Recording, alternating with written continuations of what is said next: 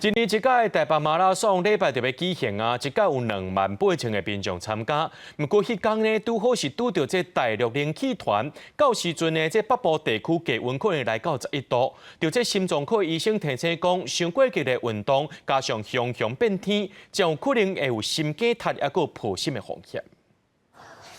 民众咧选马拉松的运动用品，真侪民众拢是对长远的开始看，试情看卖敢会烧。今年台北马拉松礼拜是特别举办，这届台北马拉松拢总吸引28000个民众参加，是有史以来上侪人参加的一届。参赛者遮尔热情，大陆冷气团嘛来到热烈。根据气象所预报，礼拜北部温度可能干11度左右。有马拉松的专家嘛提起选手一寡因应天气的好撇步。台北马的话，你的袖套跟手套是必备的东西。 对，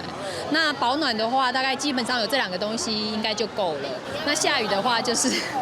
不要停脚，努力的跑就好了。之前夏天就很简单了，穿个短袖、穿个 T 恤就可以了，但冬天就要稍微保暖一下。 天气遮寒，医生嘛提起低温甲早暗温差真大，拢会造成血管收缩、血压较悬，增加心脏病、急性中风的风险。呼吁毋但是参加马拉松的选手，有心血管疾病的患者、侪血人，拢爱注意温度的变化，爱穿好少，补充水分。马拉松或是像登山啊，或者是像是水上运动等等这种话，通常这种比较极限这种情况的话，有可能会导致突发性的心肌梗塞，或者是突发性的心律不整，好，甚至是说有一些可能是突发性的一些血压过高导致所谓的脑溢血或是脑中风的一个情况。也那针对礼拜马拉松，医生嘛表示，逐档的冬季马拉松比赛，拢2至3个病人因为破心、心肌塌、中风等等的问题，互人送到病院。医生嘛提醒民众，伫咧赶人走马拉松进前，一定要先到病院找医生进行评估，避免危险的心血管病症熊熊压起来。记者陈阿双、柯斌哲台北报道。